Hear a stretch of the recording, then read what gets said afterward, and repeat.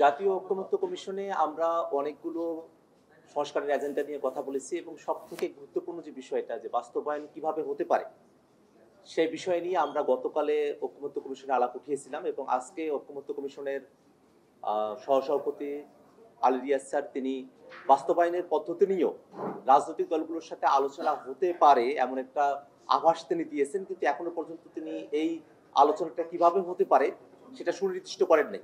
এখনো পর্যন্ত এই জায়গাটাতে একটা অস্পষ্টতা রয়ে গেছে। তবে আমরা স্যারের কাছে এবং কমিশনের কাছে উদাত্ত করে আহ্বান জানাবো যে বাস্তবায়নের পথটাই সব থেকে গুরুত্বপূর্ণ বিষয়।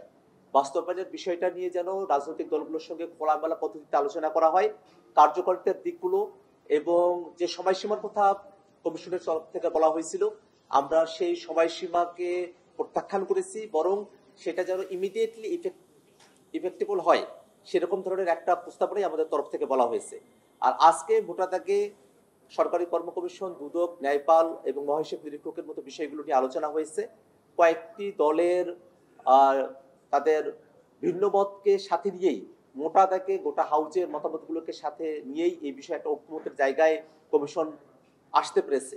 সর্বশেষ আমরা আসলে উচ্চকক্ষের গঠন প্রণালী এবং সেই বিষয়গুলো নিয়ে আলাপ করছি।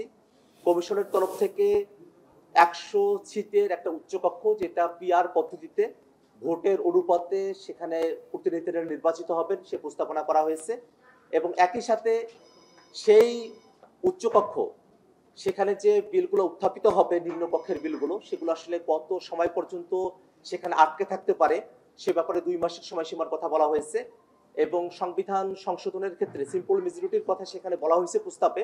কিন্তু আমরা আমাদের দলের তরফ থেকে সংবিধান সংশোধনের ক্ষেত্রে 2/3 মেজরিটি যেন উচ্চকক্ষে নিশ্চিত করা হয় সে কথাটা আমরা বারবার বলেছি। একটা তর্ক এখানে এসেছে যে উচ্চকক্ষে যদি পিআর পদ্ধতিতে নির্বাচন হয় তাহলে তারা নাকি নির্বাচিত প্রতিনিধি হন না, শুধুমাত্র এফপিটিপি পদ্ধতি অর্থাৎ আমাদের নিম্ন কক্ষে এখন যে পদ্ধতিতে নির্বাচিত হয়ে থাকেন প্রতিনিধিরা সেটাকেই নির্বাচনের একমাত্র পন্থা হিসেবে অনেকেই বিবেচনা করছেন।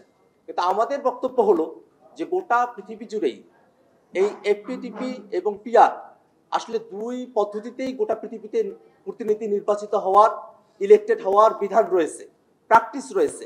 সে জায়গা থেকে আমরা উচ্চকক্ষে যাতে পিআর পদ্ধতিতে প্রতিনিধিরা নির্বাচিত হতে পারেন, তারাও জনগণের প্রতিনিধি এবং যেহেতু এর মধ্য দিয়ে যে দলগুলোর অন্তত 1% ভোটও থাকবে তারাও একজন প্রতিনিধি উচ্চকক্ষ দিতে পারবেন, সে জায়গা থেকে বহু দলীয় গণতন্ত্রের আরো একটা ব্যাপকতর রূপ আমরা উচ্চকক্ষে দেখতে পাবো।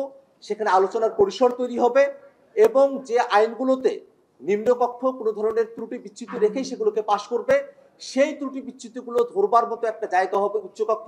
এবং গোটা বাংলাদেশে রাজনীতিতে আমরা আইনের জায়গাগুলোতে যে ডিবেটটা দেখি না, যে বিলগুলো সংসদে পাশ হয় সে বিষয়গুলোতে জনগণের মধ্যে কোনো আলোচনার জায়গাটা তৈরি হয় না, সে আলোচনার একটা ক্ষেত্র প্রস্তুত হওয়ার মতো একটা জায়গা হবে উচ্চকক্ষ।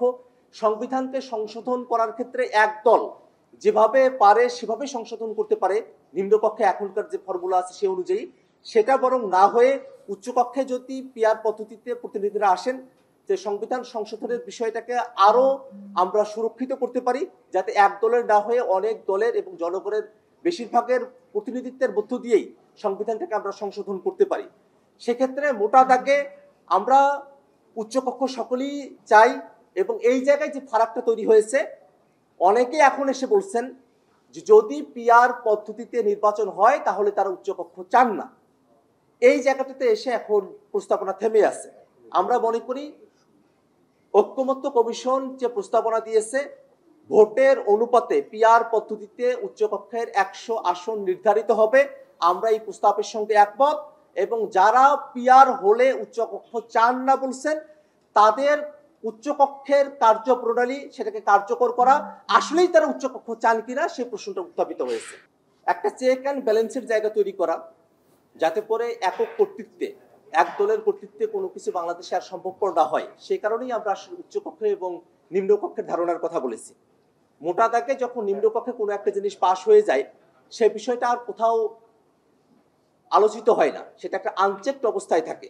সেক্ষেত্রে যখন উচ্চকক্ষে আরো অনেকগুলো দলের প্রতিনিধিদের কাছে সেটা রিপ্রেজেন্টেড হবে, সেখানে আলোচিত হবে, সেক্ষেত্রে বাংলাদেশে বর্তমানে যে রাজনীতি হানাহানি মারামারি কাটাকাটি এই রাজনীতির বাইরে গিয়ে আমরা আসলেই একটা পরিশীলিত পন্থায় আইনের বিষয়গুলো, বিধিবিধানের বিষয়গুলো, যে বিষয়গুলো সংসদে পাশ হওয়ার মতো এবং সেই বিষয়গুলো যে জনগণের দৃষ্টিসীমার বাইরে থেকে পাশ হয়ে যায়, সেটা একটা জনপরিষদের আলোচনার জায়গা তৈরি হবে এবং বৈধ পন্থাতেই আইনগত ভিত্তির মধ্য থেকেই সংসদের উচ্চকক্ষে বিভিন্ন দলের প্রতিনিধিরা এই আইনগুলোকে তারা আরো বেশি করে সমৃদ্ধ করার একটা সুযোগ পাবেন। মোটা দাগে বাংলাদেশের মানুষেরা এক দল দুই দল তাদের মধ্য দিয়ে পরিচালিত না হওয়ার জায়গা থেকে আমরা অনেকগুলো দল তাদের সন্নিবেশের মধ্য দিয়ে দেশটা পরিচালিত হবে, গণতন্ত্রের একটা অবাধ চর্চা হবে, আমরা একটা ডায়ালগ নির্ভর, আমরা একটা পলিসি নির্ভর একটা দেশ আমরা বিনির্মাণ করতে পারবো।